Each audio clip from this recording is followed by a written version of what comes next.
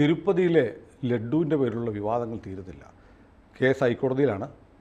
പക്ഷേ ഇതിനിടയ്ക്ക് വ്യാപകമായൊരു ആവശ്യം ഉയരുന്നുണ്ട്.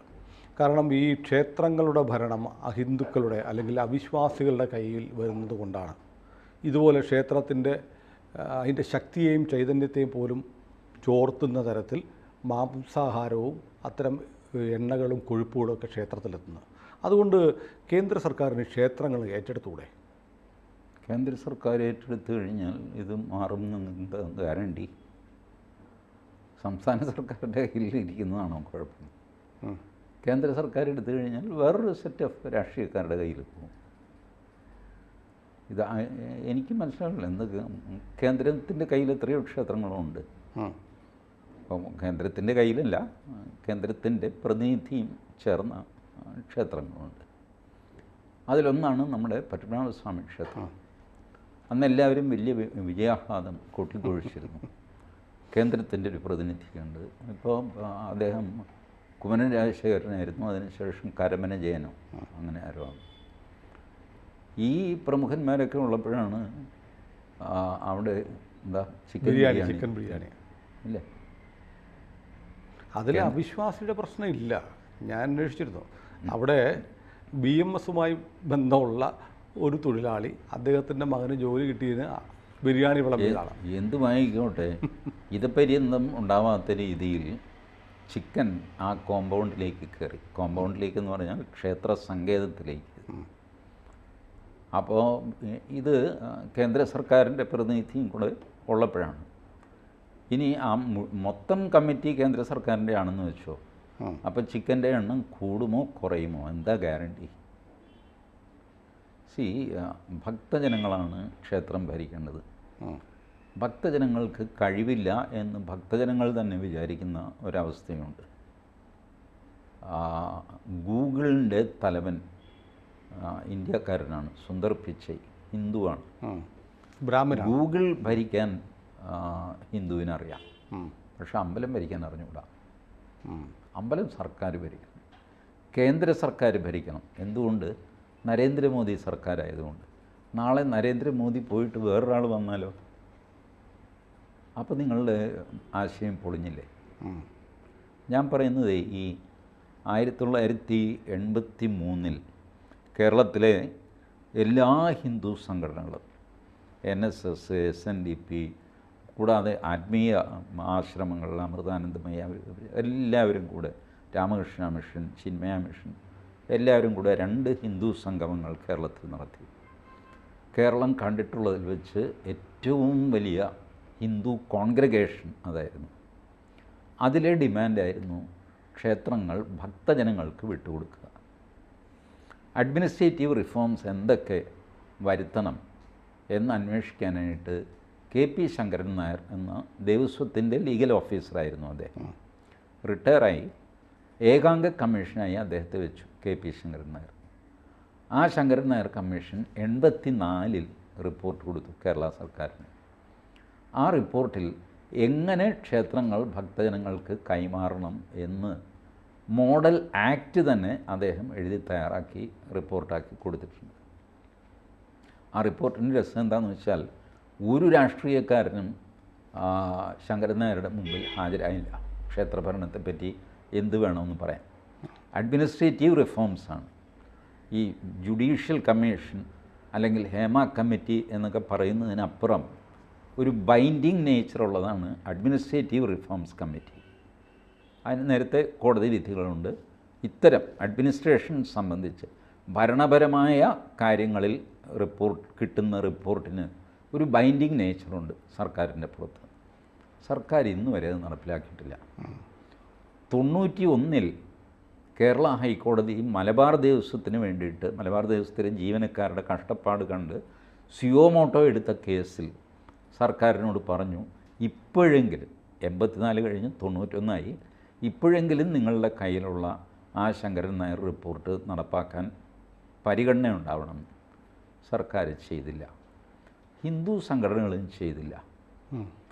എത്ര ഹിന്ദു സംഘടനകളുണ്ട് ക്ഷേത്രങ്ങൾ ഭക്തജനങ്ങൾക്ക് വിട്ടുകൊടുക്കണം എന്നാഗ്രഹിക്കുന്നവർ, ആവശ്യപ്പെടുന്നവർ? വളരെ കുറവേ ഉള്ളൂ. ആരും ഇല്ലെന്ന് പറയാം വേണമെങ്കിൽ ആരുമില്ലെന്ന് തന്നെ പറയാം. സോ ഭക്തജനങ്ങൾക്ക് വേണ്ടാത്ത ക്ഷേത്രത്തിൽ ഇതുപോലുള്ള കുഴപ്പങ്ങളൊക്കെ സംഭവിക്കും. തിരുപ്പതി ക്ഷേത്രം അത് ഭക്തജനങ്ങൾക്ക് വിട്ടുകൊടുക്കണം എന്ന് പറഞ്ഞിട്ട് റിട്ട് പെറ്റീഷൻ അഗെയിൻ സുബ്രഹ്മണ്യൻ സ്വാമിയുടെ ആന്ധ്ര ഹൈക്കോടതിയിലുണ്ട്. പെൻഡിങ് ആണത്. ഫസ്റ്റ് ഹിയറിങ് കഴിഞ്ഞു, നോട്ടീസ് അയച്ചു, കൗണ്ടർ ഫയൽ ചെയ്തില്ല, ഇങ്ങനെയൊക്കെയുള്ള സ്റ്റേജുണ്ട്. ആ സ്റ്റേജിൽ നിൽക്കുകയാണ്. No one is interested in liberating the temple. ഞാൻ പറയുന്നത് ഈ സർക്കാർ വരുന്നതിന് മുമ്പ് ഈ ക്ഷേത്രങ്ങളുണ്ടായിരുന്നില്ല. അന്ന് ആരാ ഇത് ഭരിച്ചുകൊണ്ടിരുന്നത്? നാട്ടുകാർ ഭരിക്കുന്നുണ്ടായിരുന്നു, ഫാമിലി ട്രസ്റ്റ് ഭരിക്കുന്നതുണ്ടായിരുന്നു, ഊരാഴ്മക്കാർ ഭരിക്കുന്നതുണ്ടായിരുന്നു, വ്യക്തികൾ ഭരിക്കുന്ന അവരുടെ കുടുംബക്ഷേത്രമാണെന്നൊക്കെ പറഞ്ഞിട്ട്. പക്ഷേ എല്ലാവർക്കും പ്രവേശനമൊക്കെ ഉണ്ട്, ക്ഷേത്രം അവരുടെ കുടുംബക്ഷേത്രം, ഇങ്ങനെയുള്ളൊരു സിസ്റ്റത്തിലാണ് ഇത് പൊയ്ക്കൊണ്ടിരുന്നത്. അതിലാകെ ഒരു ട്രബിൾ ഉണ്ടായിരുന്നത് ഈ ക്ഷേത്രപ്രവേശനം, ജാതി തിരിച്ചിട്ട് അവർണർക്ക് പ്രവേശനമില്ല, അങ്ങനെ ഇങ്ങനെയൊക്കെയുള്ള പ്രശ്നങ്ങളൊക്കെ ഉണ്ടായിരുന്നു.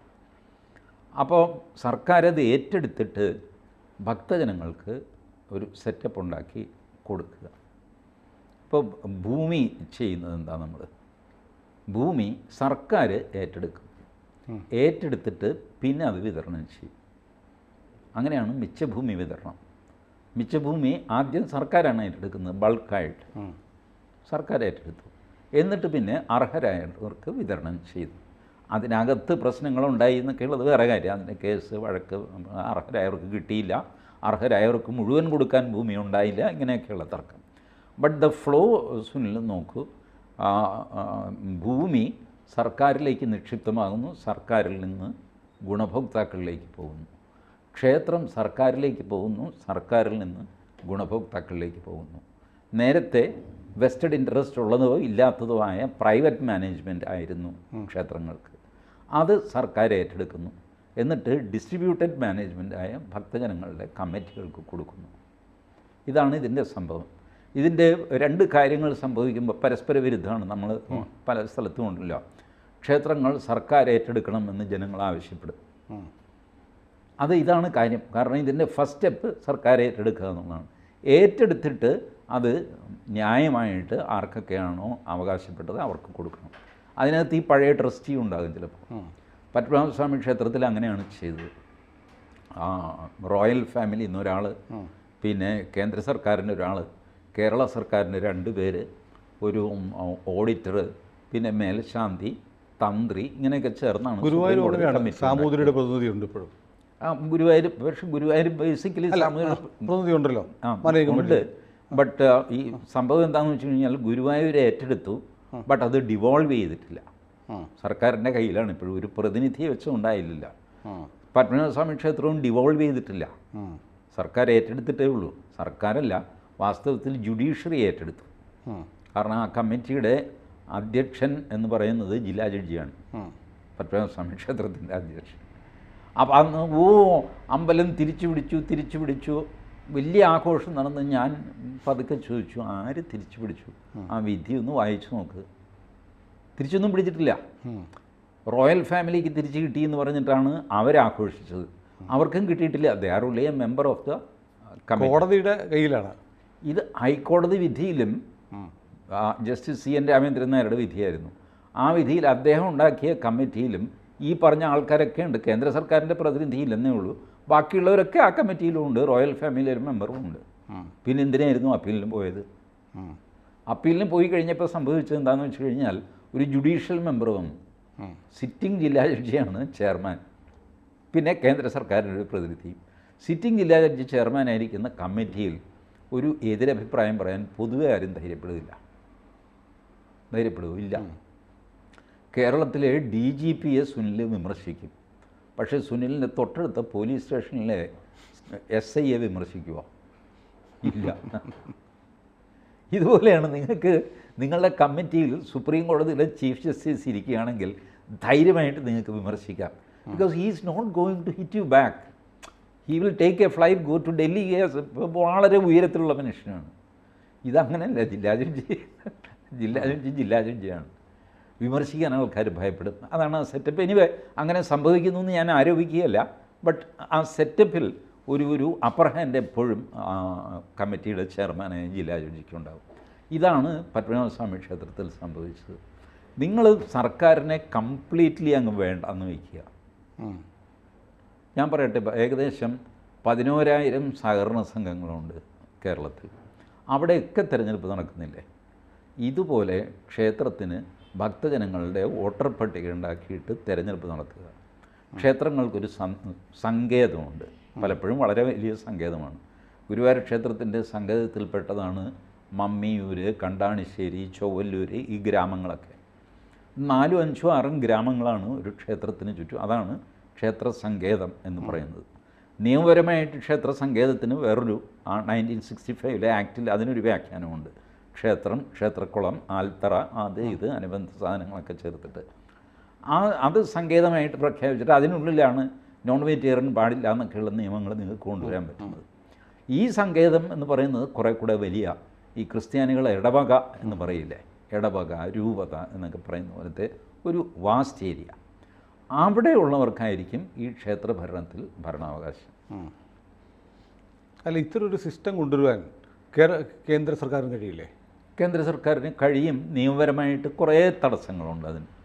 ഓർഡിനൻസ് കൊണ്ടുവന്നും പിടിച്ചുമൊക്കെ അത് സംസ്ഥാന സർക്കാരുകളുടെ അധികാരത്തിലുള്ള കയ്യേറ്റമായിട്ട് വ്യാഖ്യാനിക്കപ്പെടാം. എനിക്കിപ്പോഴും മനസ്സിലാവുന്നില്ല കേന്ദ്ര സർക്കാരിനെ എന്തിനാണ് ഇതിന് ഫോഴ്സ് ചെയ്യുന്നത്. പിന്നെ ആര് ചെയ്യും? സംസ്ഥാന സർക്കാരാണ് ചെയ്യേണ്ടത്. ഞങ്ങളുടെ കയ്യിലുള്ള ക്ഷേത്രങ്ങൾ ഇതാ, ഞങ്ങൾ സംസ്ഥാന സർക്കാർ ചെയ്യില്ലല്ലോ. കാരണം ഇപ്പോൾ ഇരിക്കുന്നത് സംസ്ഥാന സർക്കാരിൻ്റെ കയ്യിലാണ്. ആ സംസ്ഥാന സർക്കാരിൻ്റെ കയ്യിൽ നിന്ന് ക്ഷേത്രങ്ങൾ കേന്ദ്രം ഏറ്റെടുക്കണം. അവിടെ തന്നെ സംസ്ഥാന സർക്കാരുകൾ സുപ്രീം കോടതിയിൽ പോകും. ആ വഴക്ക് തീരാനായിട്ട് 10-20 വർഷം എടുക്കും. But you force the state governments to devolve this. നിങ്ങളുടെ കയ്യിൽ കോടതി വിധിയുമുണ്ട്. ഞാൻ സുപ്രീം കോടതിയിൽ ഓൾറെഡി നിൽക്കുകയാണല്ലോ ഈ കാര്യത്തിൽ. ഞാൻ ദേവസ്വം ബോർഡ് ഇല്ലാതെയാക്കാനൊന്നും പറഞ്ഞിട്ടില്ല. ഞാനാകെ പറഞ്ഞത് ഈ ദേവസ്വം ബോർഡ് എൻ്റെ തെരഞ്ഞെടുപ്പ് സുതാര്യമല്ല. ഈ 3 മെമ്പർമാരെ തിരഞ്ഞെടുക്കുന്നുണ്ടല്ലോ, ഇതാരെ എങ്ങനെ എന്താ ഇവരുടെ യോഗ്യത? ഇവരുടെ പിന്നാലെ കേരള ഹൈക്കോടതിയിൽ ജസ്റ്റിസ് ദേവൻ രാമേന്ദ്രൻ ഈ കേസ് നടക്കുമ്പോൾ അഡ്വക്കേറ്റ് ജനറലിനോട് ചോദിച്ചു, അന്ന് സുധാകര പ്രസാദായിരുന്നു, അദ്ദേഹത്തോട് ചോദിച്ചു, പരമയോഗ്യനായ ഒരു മനുഷ്യൻ, അദ്ദേഹത്തെ ദേവസ്വം ബോർഡ് മെമ്പറാക്കണം എന്ന് ഞങ്ങൾക്കുണ്ട്, ഞങ്ങൾ എന്ത് ചെയ്യണം? There is no way, you cannot do anything. എന്നിട്ട് ജസ്റ്റിസ് ദേവൻ രാമേന്ദ്രൻ പറഞ്ഞു, we have to scratch our head behind some politician, അല്ലേ? അഡ്വക്കേറ്റ് ജനറൽ പറഞ്ഞു, ഇല്ല, അത് government in its wisdom it will take care of everything എന്ന് മാത്രം പറഞ്ഞു. രാഷ്ട്രീയക്കാരൻ്റെ പിന്നാലെ തലചൊറിഞ്ഞ് നടന്നാലേ നിങ്ങൾക്ക് ദേവസ്വം ബോർഡ് മെമ്പറാവാൻ പറ്റുള്ളൂ. ഇതല്ലേ അവസ്ഥ? ഇതാണ് ഞാൻ ചോദ്യം ചെയ്തിരിക്കുന്നത്. It is absolutely opaque, transparent അല്ലേ ഈ പ്രക്രിയ? നിങ്ങൾക്ക് ഇഷ്ടമുള്ള 3 പേരെ അവിടെ വയ്ക്കുന്നു. തെരഞ്ഞെടുപ്പ് എന്ന് പറയുന്നു, അത് LDF UDF തെരഞ്ഞെടുപ്പാണ്. ഹിന്ദു MLA മാർ തിരഞ്ഞെടുക്കുന്നു, എന്ത് MLA മാർ തിരഞ്ഞെടുക്കുന്നു? നിങ്ങളൊരാളെ പ്രീഡിറ്റർമിൻ ചെയ്തിട്ട്, ഭരണകക്ഷി പ്രീഡിറ്റർമിൻ ചെയ്തിട്ട് ഭരണകക്ഷിയുടെ എല്ലാം വോട്ട് അയാൾക്ക് ചെയ്യണമെന്ന് വിപ്പ് ഇഷ്യൂ ചെയ്തിട്ട് അയാളെ അവിടെ ഇരുത്തുന്നു. അപ്പോഴും അയാൾക്ക് യോഗ്യത എന്താ? 10,000 ഏക്കർ ഭൂമി, കോടിക്കണക്കിന് രൂപ, സ്വർണം, വൈരം, വജ്രം, വൈഡൂര്യം, പവിഴം, ഇതെല്ലാം കൈകാര്യം ചെയ്യുന്ന ആളിന് ഒരു പെട്ടിക്കട നടത്താനുള്ള യോഗ്യതയെങ്കിലും എഴുതി വയ്ക്കേണ്ടേ അതിൽ? ഭ്രാന്തനാവരുത്, ക്രിമിനൽ കേസിൽ ശിക്ഷിക്കപ്പെടരുത്, ഇങ്ങനെയുള്ള ധാരാളം പേരുണ്ട്. ഞാനും സുനിലും ഒക്കെ അങ്ങനെയുള്ളവരല്ലേ. പക്ഷെ നമ്മൾ ദേവസ്വം ബോർഡ് മെമ്പറാകാൻ യോഗ്യന്മാരാണ്. ദേവസ്വത്തെപ്പറ്റി എന്തറിയാം? അങ്ങനെ ഒരു യോഗ്യതാ മാനദണ്ഡം ഇല്ല. യോഗ്യതാ മാനദണ്ഡവും ഇല്ല, ട്രാൻസ്പെറൻസി ഇല്ല. ട്രാൻസ്പെറൻസി എന്ന് പറയുന്നത് ആർട്ടിക്കിൾ 14 ഇത് വിരുദ്ധമായൊരു കാര്യമാണ്. ട്രാൻസ്പെറൻസി ഇല്ലാതിരിക്കുക എന്ന് പറയുന്നത് ആർബിട്രറി അപ്പോയിൻമെൻറ്റ്, തോന്നിവാസം നിങ്ങൾ നിയമിക്കുന്നു, അതൊരു സർക്കാർ ചെയ്തുകൂടാ. തോന്നിവാസം എന്ന് പറയുന്ന സാധനം ഓൾവേസ് ഹിറ്റ് ബൈ ആർട്ടിക്കിൾ 14. ഇതാണ് എൻ്റെ വാദം. ഹൈക്കോടതി എനിക്ക് തന്ന വിധി, we are distress to say this, എത്ര തവണ ഞങ്ങൾ സർക്കാരിനോട് ഇത് പറഞ്ഞു. പക്ഷേ ഇത് സജസ്റ്റ് ചെയ്യാനല്ലാതെ നടപ്പാക്കാനുള്ള, എൻഫോഴ്സിബിൾ ഒരു ഓർഡർ ഇടാനുള്ള അധികാരം ഞങ്ങൾക്കില്ല. And with this comments we are disposing of your petition. ഇതാണ്. അപ്പോൾ ഞാൻ സുപ്രീം കോടതിയിൽ പോയിട്ട് ഞാൻ ആർഗ്യൂ ചെയ്യാൻ ഇപ്പോഴും ലിസ്റ്റ് ചെയ്തിട്ടില്ല അത്, ഞാൻ ആർഗ്യൂ ചെയ്യാൻ പോകുന്നത് ഹൈക്കോടതി പറഞ്ഞു ഞാൻ പറഞ്ഞ കാര്യങ്ങളിൽ മെരിറ്റുണ്ട്, പക്ഷേ എൻഫോഴ്സിയബിൾ ഓർഡർ ഇടാൻ ഹൈക്കോടതിക്ക് അധികാരമില്ല, അതുള്ളത് സുപ്രീം കോടതിക്കാണ്. അപ്പോൾ ഓർഡർ മാത്രം ഇട്ടാൽ മതി, മെരിറ്റ് ഹൈക്കോടതി ഡിസൈഡ് ചെയ്തിട്ടുണ്ട്, മെരിറ്റ് ഡിസൈഡ് ചെയ്തിട്ടുണ്ട്.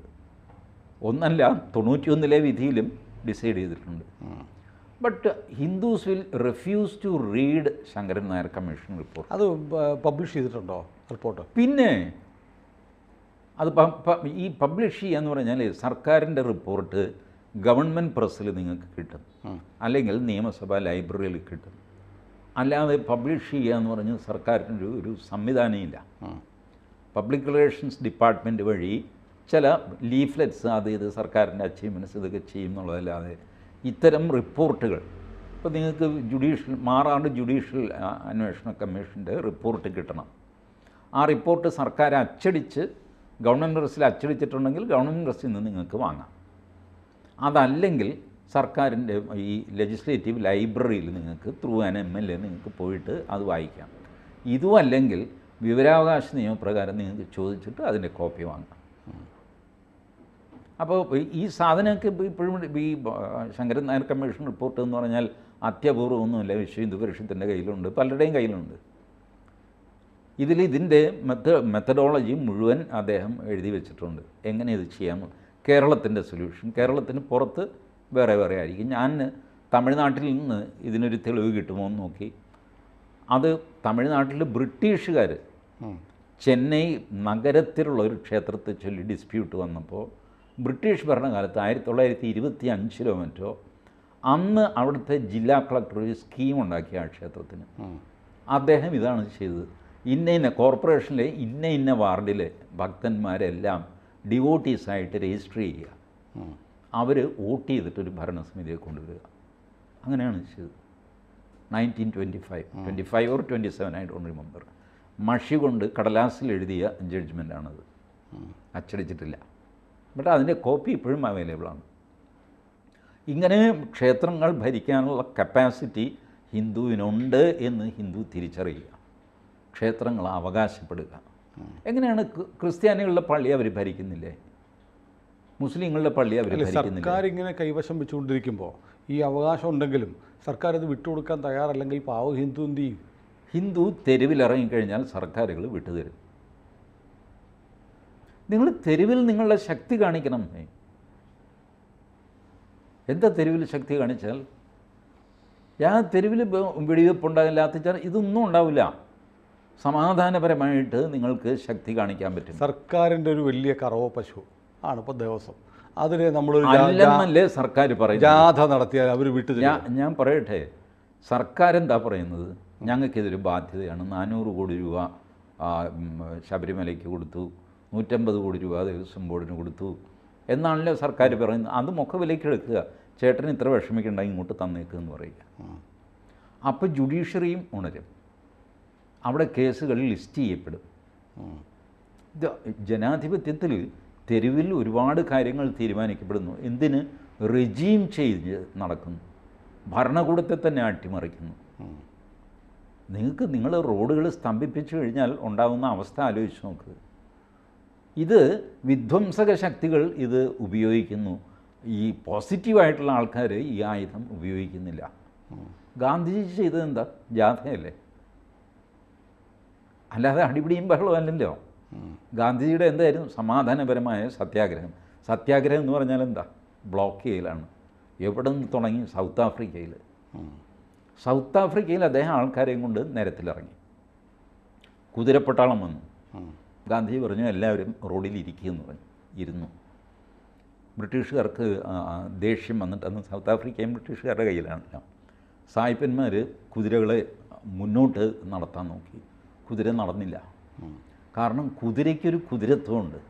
മനുഷ്യനാണ് ഇരിക്കുന്നതിൻ്റെ കാലുകൊണ്ട് അവൻ ചത്തുപോകും.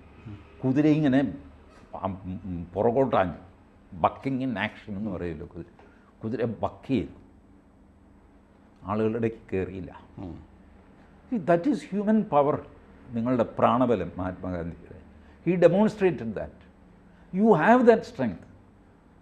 ഇൻസിഡൻ്റലി മഹാത്മാഗാന്ധിയാണ് ഞാനൊരു സനാതനി ഹിന്ദുവാണെന്ന് ധൈര്യമായിട്ട് പറഞ്ഞത്. നരേന്ദ്രമോദി പോലും പറഞ്ഞിട്ടില്ല. ഇന്ത്യൻ ഹിസ്റ്ററിയിലെ ഒരു പൊളിറ്റീഷ്യൻ ഞാനൊരു സനാതനി ഹിന്ദുവാണെന്ന് ധൈര്യമായിട്ട് പറഞ്ഞത് മഹാത്മാഗാന്ധിയാണ്. See you have leaders, they have guided you. Swami Vivekanandan, Narayana Guru, Mahatma Gandhi. Narayana Guru എന്തായാലും പൊടാപ്പുല്ല എന്ന് പറഞ്ഞിട്ട് സ്വന്തം ക്ഷേത്രങ്ങൾ സൃഷ്ടിച്ചു. സകലരെയും ആരുമായിട്ടും വഴക്കിന് പോകാതെ. ഈ മുനി നാരായണ പ്രസാദിൻ്റെ വ്യാഖ്യാനമുണ്ട്, നാരായണ ഗുരുവിൻ്റെ സമ്പൂർണ്ണ കൃതികൾ. അതിൽ അദ്ദേഹം അവതാരിക എഴുതിയിട്ടുണ്ട്, എതിരറിയാതെ എതിർത്ത ജീവിതം. നാരായണ ഗുരു ഒരുപാട് കാര്യങ്ങളെ എതിർത്തു. പക്ഷേ എതിർക്കുന്നു എന്ന് എതിർക്കപ്പെട്ടവർ പോലും മനസ്സിലാക്കിയില്ല. അത്ര നൈസായിട്ടാണ് അത്, ആർക്കും കേടില്ലാതെ. അതുകൊണ്ടാണ് അരുവിപ്പുറം പ്രതിഷ്ഠ ഒരു വെല്ലുവിളിയാണ് എന്ന് നമ്മൾ പറയുന്നത്.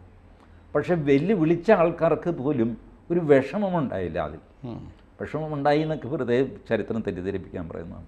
ഓ അപ്പർ ക്ലാസ് ഒന്നും ചെയ്തില്ല, അപ്പർ ക്ലാസ് ഒന്നും ചെയ്തില്ല, നിരായുധരായിപ്പോയി അവർ. You can bring lot of changes. അത് ചെയ്യാതെ നരേന്ദ്രമോദി ഏറ്റെടുക്കുക. നരേന്ദ്രമോദി എന്താ ആചന്ദ്രതാരമേ സന്തതി പ്രവേശമേ അവിടെ ഇരിക്കാൻ പോവുകയാണ്. അടുത്ത തെരഞ്ഞെടുപ്പിൽ രാഹുൽ ഗാന്ധി വന്നു കഴിഞ്ഞാലോ അല്ലെങ്കിൽ വേറെ ആരെങ്കിലും വരാം. തെരഞ്ഞെടുപ്പാണ്, രാഷ്ട്രീയമാണ്, അത് മാറിയും മറിഞ്ഞും വന്നു എന്ന് വരാം. എന്തിനാണ് ഹിന്ദു ഈ രാഷ്ട്രീയത്തിൻ്റെ പിന്നാലെ പോകുന്നത് എനിക്ക് മനസ്സിലാവുന്നില്ല. രാഷ്ട്രീയം എന്താണെങ്കിലും നിലനിൽക്കേണ്ട ഒരു സാധനമാണല്ലോ ക്ഷേത്രം.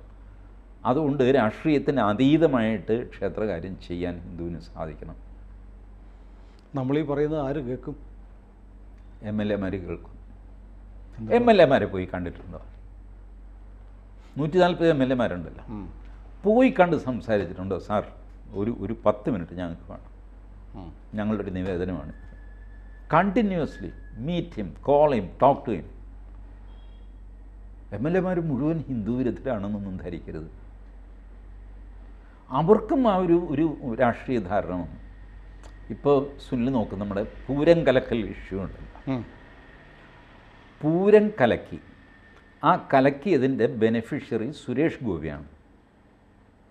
അതുകൊണ്ട് ഞാൻ തോറ്റു. ഇതാണ് സുനിൽകുമാറിൻ്റെ നിലവിളി തിയറി. അതാണ് മുരളീധരൻ്റെ അതേ തിയറിയാണ്. അപ്പോൾ ഇതിൽ നിന്ന് അവർ സമ്മതിക്കുന്നത് എന്താ? പ്രോ ഹിന്ദുവായ ഒരു പാർട്ടി BJP ആണ്. തൃശ്ശൂർ പൂരം കലക്കിയാൽ ദുഃഖമുണ്ടാകുന്നത് ഹിന്ദുക്കൾക്കാണ്, മതേതരങ്ങൾക്കല്ല. മതേതരമാണെങ്കിൽ, പൂരം മതേതരമാണെങ്കിൽ പൂരം കലങ്ങുമ്പോൾ മതേതരക്കാർക്ക് വിഷമം ഉണ്ടാകുകയും സുനിൽകുമാർ എന്ന മതേതരവാദിക്കോ K. മുരളീധരൻ എന്ന മതേതരവാദിക്കോ അതിൻ്റെ ഗുണം കിട്ടുകയും ചെയ്യണം. കിട്ടിയില്ല, വർഗീയവാദിക്കാണ് ഗുണം കിട്ടിയത്. അപ്പോൾ പൂരം ഒരു മതേതര പരിപാടിയല്ല, സംശുദ്ധമായ ഹിന്ദു വർഗീയ ആഘോഷമാണ്. അത് അലങ്കോലമായി കഴിഞ്ഞാൽ ഹിന്ദുക്കൾ വർഗീയമായിട്ട് ചിന്തിച്ച് BJPക്ക് വോട്ട് ചെയ്യും. ഈ ഇക്വേഷൻ ശരിയാണെന്ന് ഈ രണ്ടുപേരും സമ്മതിക്കുകയാണ്, സുനിൽകുമാറും മുരളീധരനും. ദിവസങ്ങളോളം ഇവരിത് സമ്മതിച്ചുകൊണ്ടേയിരിക്കുന്നു. അതേസമയം KPCCയുടെ കയ്യിൽ എന്തുകൊണ്ട് തോറ്റു എന്നുള്ള റിപ്പോർട്ട് വേറെയുണ്ട്, അത് പുറത്ത് വിടുന്നില്ല. അതാണ് ഇന്നലെ മുഹമ്മദ് റിയാസ് ചോദിച്ചത്, ആ റിപ്പോർട്ടൊന്നും പബ്ലിക്കാക്കി ചേട്ടാ, അതൊന്ന് കാണട്ടെ. അത് പുറത്ത് വിടില്ല. എനിക്കിപ്പോഴും മനസ്സിലാവാത്തത്, എങ്ങനെയാണ് പൂരം കലങ്ങിയാൽ സുനിൽകുമാറിൻ്റെ വോട്ട് നഷ്ടപ്പെടുന്നത്? അതിന് ഉത്തരം സുനിൽകുമാർ തരണ്ടേ? എങ്ങനെയാണ് പൂരം കലങ്ങിയാൽ മുരളീധരൻ്റെ വോട്ട് നഷ്ടപ്പെടുന്നത്? എന്തുകൊണ്ടാണ് പൂരം കലങ്ങുമ്പോൾ വോട്ടെല്ലാം കൂടെ സുരേഷ് ഗോപിയുടെ പെട്ടിയിൽ വീഴുന്നത്? എന്തുകൊണ്ടാണ്? There is a Hindu mentality of which സുനിൽകുമാറിനും പേടിയാണ്, മുരളീധരനും പേടിയാണ്. അനക്കരുത് കേട്ടോ, പൂരമൊക്കെ തൊട്ട് കഴിഞ്ഞാൽ സംഭവം BJP അടിച്ചുകൊണ്ട് പോകും. സോ ഇവർക്കൊക്കെ അറിയാം ഈ ഹിന്ദു മെൻറ്റാലിറ്റി എന്ന് പറഞ്ഞിട്ട്, ഹിന്ദു വോട്ട് ബാങ്ക് എന്ന് വേണമെങ്കിൽ പറയാം നമുക്ക്, അത് എക്സിസ്റ്റ് ചെയ്യുന്നു എന്നറിയാം. Encash on that. You meet all MLAs. സുനിൽകുമാറിനെ കണ്ട് പറയുക, തോറ്റു എന്ന് വിചാരിക്കേണ്ട. സുനിൽകുമാറിനെ കാണുക, രാജനെ കാണുക, സുരേഷ് ഗോപിയെ കാണുക, K. മുരളീധരനെ കാണുക. നിങ്ങൾ ഹിന്ദുക്കളായിരിക്കണം, മറ്റേ പൊളിറ്റിക്സ് വിടണം. മാഷേ ഇങ്ങനെയാണ്, you are a victim of that by your own admission. നിങ്ങൾ തന്നെ തോറ്റുപോയി നിങ്ങൾ പറയുന്നു. Please do this. ഈ ക്ഷേത്രങ്ങൾ നിങ്ങൾ കമ്മ്യൂണിസ്റ്റ് കോൺഗ്രസ് ഒന്നും നോക്കണ്ട. ഈ സങ്കേതത്തിലുള്ള ആൾക്കാർ, ഭക്തജനങ്ങൾ, അതിന് ശങ്കരൻ നായർ കമ്മീഷനിൽ അദ്ദേഹം കൃത്യമായ ഇത് കൊടുക്കുന്നുണ്ട്. മാസത്തിലൊരിക്കലെങ്കിലും ക്ഷേത്രത്തിൽ വരുന്ന ആൾ, ആണ്ടിൽ ഒരിക്കൽ സ്വന്തം ജന്മനക്ഷത്രമെങ്കിലും മിനിമം 5 രൂപയുടെ വഴിപാട് ചെയ്യുന്ന ആൾ, ഇയാളാണ് ഡ്യൂട്ടി. അല്ലാതെ അങ്ങനെ ഇരിക്കുമ്പോൾ ഞാനും ഇവിടുന്ന് വണ്ടി എടുത്തിട്ട് ഗുരുവായൂർ പോയി തൊഴുതു എന്ന് പറഞ്ഞിട്ട് എനിക്ക് ഓട്ടോവകാശം കിട്ടില്ല. ഞാൻ മമ്മിയൂരോ കണ്ടാണിശ്ശേരിയിലോ ചൊവ്വല്ലൂരോ താമസിക്കുന്നവനായിരിക്കണം, അല്ലെങ്കിൽ ഗുരുവായൂർ താമസിക്കണം. മാസത്തിലൊരിക്കലെങ്കിലും ആ ക്ഷേത്രത്തിൽ പോകണം. അവിടെ അറ്റൻഡൻസ് രജിസ്റ്റർ ഉണ്ടാകും. ഇപ്പോൾ അതൊക്കെ കമ്പ്യൂട്ടറൈസ് ചെയ്യാം, നമുക്ക് വെറുതെ ഫിംഗർ പ്രിൻ്റ് വെച്ചിട്ട് അറ്റൻഡൻസ് റെക്കോർഡ് ചെയ്യാം. ഇയാൾ പോയിരിക്കണം. പക്ഷേ ശങ്കരൻ നായർ ഒരു കാര്യം ചെയ്തിട്ടുണ്ട്. ഗുരുവായൂർ, ശബരിമല, പത്മനാഭസ്വാമി ഇതിന് സെപ്പറേറ്റ് സെറ്റപ്പ് അദ്ദേഹം സജസ്റ്റ് ചെയ്തിട്ടുണ്ട്. മഹാക്ഷേത്രങ്ങൾക്ക് വേറെ ഓൾ ഇന്ത്യ തലത്തിൽ അറിയപ്പെടുന്ന ക്ഷേത്രങ്ങളാണല്ലോ. അപ്പോൾ അതിന് അവിടുത്തെ ഗ്രാമം മാത്രം ചേർന്ന് അവർ മാത്രം കമ്മിറ്റി എന്ന് പറഞ്ഞാൽ ശരിയല്ല. അതുകൊണ്ട് അതിന് സെപ്പറേറ്റ് സെറ്റപ്പ് പുള്ളി ഉണ്ടാക്കിയിട്ടുണ്ട്. കോംപ്രഹെൻസീവ് സ്റ്റഡി നടത്തിയിട്ട് തയ്യാറാക്കിയ റിപ്പോർട്ടാണ്. അതല്ലാതെ നിങ്ങൾ സർക്കാരിനെ ഇത് ഏൽപ്പിച്ചു കഴിഞ്ഞാൽ ഇത് കൂടുതൽ വഷളാകും എന്നുള്ളതല്ലാതെ ഒരു വ്യത്യാസവും ഉണ്ടാകാൻ പോകുന്നില്ല. നരേന്ദ്രമോദിയുടെ മെരിറ്റ് ക്ഷേത്ര ഭരണത്തിലല്ല.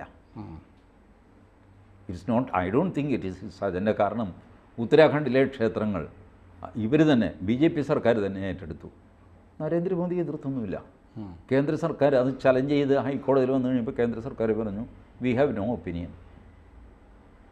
ഏറ്റെടുക്കുമോ എടുക്കാതിരിക്കും, ഞങ്ങൾക്ക് ഒപ്പീനിയൻ ഇല്ല എന്ന് പറഞ്ഞു. അതാണ് നമ്മുടെ നാട്ടിലെ ഹിന്ദു സംഘടനകൾ എന്തുകൊണ്ടാണ് ഇങ്ങനെ ഒരു മൂവ് നടത്താത്തത്? What can I say? അതിപ്പോൾ അവരോട് തന്നെ ചോദിക്കേണ്ടി വരും. അവർ ഒരുപക്ഷെ ഈ വീഡിയോ കേൾക്കുന്നുണ്ടെങ്കിൽ ഇല്ല, അതല്ല, അവർക്ക് ഈ കാര്യം അറിഞ്ഞുകൂടാഞ്ഞിട്ടല്ല, പ്രിയോറിറ്റിയിൽ പലപ്പോഴും പ്രിയോറിറ്റിയിൽ വരുന്നില്ല. ഡേ ടു ഡേ ഇതല്ലേ പ്രിയോറിറ്റി? അല്ല, അതങ്ങനെ ആവണമെന്നില്ല. സംഘടനകൾക്ക് അതിൻ്റേതായ ഒരു സമയവും സന്ദർഭവും സൗകര്യവും ഒക്കെ ഉണ്ട്.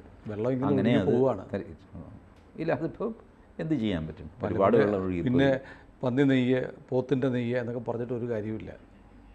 C, this can happen even when the devotees are ruling the temple.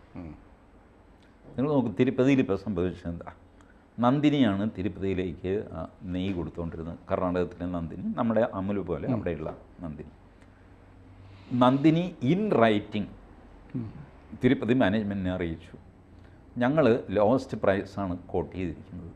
ഇതിന് താഴെ ഈ ഭൂമിയിൽ ആരെങ്കിലും കോട്ട് ചെയ്യുകയാണെങ്കിൽ അതിനകത്ത് കള്ളത്തരം ഉണ്ടാകും, നിശ്ചയമാണ്.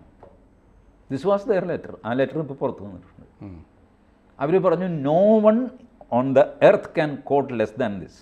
If someone is quoting then means അതിനകത്ത് എന്തോ കണ്ടാമിനേഷൻ ഉണ്ട്, പോയി പണി നോക്കണം. എന്നിട്ടാണ് ഈ ഓർഡർ കൊടുത്തത്. AR ഫുഡ്സിന് കൊടുത്തത്. ഈ ടൺ കണക്കിനാണ് ഡെയിലി അവിടെ നെയ്യ് വേണ്ടത്. ഈ ടൺ കണക്കിന് കൊടുക്കുക എന്ന് പറഞ്ഞാൽ സാധാരണ മനുഷ്യന് സാധ്യം. ലോവസ്റ്റ് കോട്ട് ചെയ്ത് ഓർഡറും കിട്ടി.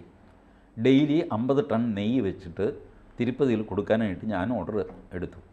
എന്നിട്ട് സുനിലിൻ്റെ അടുത്ത് പറഞ്ഞു, സുനിൽ 50 ടൺ നെയ്യ് വേണം. ഇത് പറഞ്ഞു കേട്ടോ, 50 ടൺ നെയ്യോ? അല്ല, എങ്ങനെയെങ്കിലും സംഘടിപ്പിക്കും. ഞാൻ ടെൻഡർ എടുത്തു പോയി. പിന്നെ നമ്മൾ രണ്ടുപേരും കൂടെ ഓടുകയാണ്, ഇവിടെ നിന്നെങ്കിലും എന്തെങ്കിലും കിട്ടിയതൊക്കെ. അപ്പോൾ അയാൾ പറയും ഇതിനകത്ത് മറ്റേ സാധനമൊക്കെ കൊണ്ട് കേട്ടു. ഒന്നും കുഴപ്പമില്ല, 50 ടൺ അവിടെ എത്തിക്കണം ഡെയിലി. അപ്പോൾ ഇതങ്ങ് ചെയ്യും. ഇതിൽ ഈ ഒരു ദുഷ്ടലാക്ക് എന്ന് പറഞ്ഞു കഴിഞ്ഞാൽ ഹിന്ദുക്കളെ മുടിപ്പിക്കാനായിട്ട് മുസ്ലിങ്ങൾ മനഃപൂർവ്വം അതിനകത്ത് ചേർത്തു, ഇങ്ങനെയുള്ള സാധനമൊന്നും ഉണ്ടാവില്ല. ഈ ലോവസ്റ്റ് എടുത്തിട്ട് എങ്ങനെയെങ്കിലും പൈസ ഉണ്ടാക്കാനുള്ള തത്രപ്പാട്. This can happen even when devotees are ruling. Devotees എല്ലാം ഇവരാണ്, സത്യസന്ധന്മാർ, രാജാ ഹരിചന്ദ്രന്മാരാണ്. കേരളത്തിലെ ഡിവോട്ടീസ് ഭരിക്കുന്ന ക്ഷേത്രത്തിൽ പലപ്പോഴും എന്താണെന്ന് വെച്ച് കഴിഞ്ഞാൽ ഒരു പൊതുയോഗം കൂടിയാണല്ലോ, അപ്പം പിടിക്കാൻ ആളുണ്ടാകും. അങ്ങനെയാണ് ഇതിൻ്റെ കറപ്ഷൻ കുറയുന്നത്. ശങ്കരൻ നായർ കമ്മീഷൻ റിപ്പോർട്ടിലും അത് പറയുന്നുണ്ട്. നിങ്ങൾ ലോക്കൽ ആൾക്കാരാകുമ്പോഴുണ്ടല്ലോ, അതാത് വർഷത്തെ പൊതുയോഗത്തിൽ അതാത് വർഷത്തെ കണക്ക് കൊടുക്കണം. ആ കണക്ക് വന്നു കഴിയുമ്പോൾ ചോദ്യം വരും, അതിൽ പിടിക്കപ്പെടും. അപ്പോൾ ആ ഒരു പേടിയുള്ളതുകൊണ്ട് കറപ്റ്റാകാൻ ആൾക്കാർക്ക് മടിയുണ്ടാകും. അതുപോലെ സകല ടെൻഡറിലും ഇതിലും ഒക്കെ ഈ കമ്മിറ്റിക്കാർ കയറി അഭിപ്രായം പറയും. മറ്റതൊരു ഹ്യൂജ് സിസ്റ്റമാണ് വെച്ചാൽ അത് ഈ ടെൻഡറാണ്, അതിൽ ലോവസ്റ്റ് വന്നു, അയാൾക്ക് കൊടുത്തു, അങ്ങനെ ചെയ്തു, ക്വാളിറ്റി കൺട്രോളില്ല, ഒന്നുമില്ല. ശരിക്കും പറഞ്ഞാൽ തിരുപ്പതിയിലൊരു ക്വാളിറ്റി ലാബ് ഉണ്ടെന്ന് വയ്ക്കുക. അവർ ഓരോ ബാച്ച് നെയ്യും പരിശോധിക്കണ്ടേ. അങ്ങനെയാണെങ്കിൽ അത് അവിടെ വെച്ച് തന്നെ പിടിക്കപ്പെടും. അതുമില്ല. ഈ മാനുഫാക്ചർ ചെയ്യുന്നവനെ വിശ്വസിച്ച് അങ്ങനെ അങ്ങ് പോവുകയാണ്. ഇപ്പോൾ നന്ദിനിയെ പോലെ റെപ്യൂട്ടഡ് ആയിട്ടുള്ള ഒരു ഡയറി പ്രോഡക്ട്സ് അവർ കത്ത് കൊടുക്കുമ്പോൾ അത് ഗൗരവമായിട്ട് എടുക്കണ്ടേ. അവർ പറയും ഞങ്ങളെക്കാൾ ലോവസ്റ്റായിട്ട് ആർക്കും കോട്ട് ചെയ്യാൻ സാധ്യമല്ല, പ്രാക്ടിക്കലി നോട്ട് പോസിബിൾ ഇത് പശുവിൻ്റെ നെയ്യ് പ്യുവറായിട്ടിരിക്കണമെങ്കിൽ. എന്നിട്ടും യു വെൻ ടു സം എന്താ 4-5 പേർക്കൊക്കെ ആയിട്ട് കൊടുക്കുക എന്തൊക്കെയോ ചെയ്തു. ഏതായാലും തെരുവാണ് ഉത്തരവും പരിഹാരവും.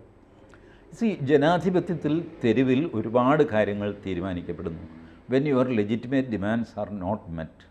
ഞാൻ പറയുന്നത് കേരളത്തിലെ 140 MLA-മാരെ 3 തവണ വീതം കാണുക, 20 മന്ത്രിമാരെ 4 തവണ വീതം കാണുക. Then you come out in the street. നിങ്ങൾക്ക് തന്നെ ഒരു ആത്മധൈര്യം ഉണ്ടാകും. ഞാൻ ജെനുവിനാണ്, ഞാനിതെല്ലാം ചെയ്യാനുള്ളതൊക്കെ ചെയ്തു, ഞാൻ ഇയാളെ എത്ര തവണ കണ്ടു പറഞ്ഞു. ഇപ്പോൾ അൻവറിന് തട്ട് കിട്ടിയതുകൊണ്ട് അൻവർ വലിയ കോൺഫിഡൻസിലാണ് ആദ്യം സംസാരിച്ചത്. ബട്ട് എന്തുകൊണ്ട് നിങ്ങൾ ആദ്യം വന്ന് എന്നെ കണ്ടില്ല എന്നുള്ള ചോദ്യത്തിൽ അൻവർ തെറിച്ചുപോയി. നിങ്ങൾ പത്രസമ്മേളനം നടത്തിയത് എന്തിന്? അപ്പം നിങ്ങൾ കാണേണ്ടവരെ കണ്ട് പറയേണ്ടത് പറഞ്ഞ് എഴുതി കൊടുക്കേണ്ടത് കൊടുത്ത് വെയിറ്റ് ചെയ്ത് ഒരു ടൈം പീരീഡ് കഴിഞ്ഞിട്ട് പിന്നെ നിങ്ങൾ തെരുവിൽ പ്രത്യക്ഷപ്പെട്ട് കഴിഞ്ഞാൽ ഈ പറഞ്ഞ ആൾക്കാർക്ക് മറുചോദ്യം ഉണ്ടാവില്ല. എന്നോട് പറഞ്ഞില്ല, ഞാൻ അറിഞ്ഞില്ല എന്നൊന്നും പറയാൻ സാധ്യമല്ല.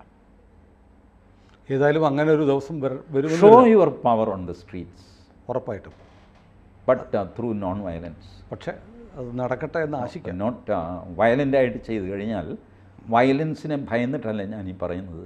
വയലൻസ് നിങ്ങൾ അഡോപ്റ്റ് ചെയ്താൽ നിങ്ങൾ തോറ്റുപോകും. അത് ഭാരതത്തിൻ്റെ ഒരു പ്രത്യേകതയാണ്. You just cannot win through violence. എത്ര നക്സലേറ്റുകാർ എന്തെല്ലാം സ്ഫോടനം എന്തൊക്കെ ചെയ്തു നോക്കി, ദേ fail, miserably fail. Bharatiya Janata വയലൻസിന് കൂട്ടുനിൽക്കുകയില്ല. CAA സമരത്തിൽ എന്തെല്ലാം വയലൻസും സംഗതി നടത്തി നോക്കി, ക്ലിക്ക് ചെയ്തില്ല. But non violence will still work in India. ഏതായാലും അങ്ങനെ ഒരു ദിവസം വരട്ടെ. കൂടുതൽ വാർത്തകളും വിശേഷങ്ങളും നിങ്ങളിലേക്ക് എത്താൻ ABC മലയാളം സബ്സ്ക്രൈബ് ചെയ്യുക, ബെൽബട്ടനും അമർത്തുക.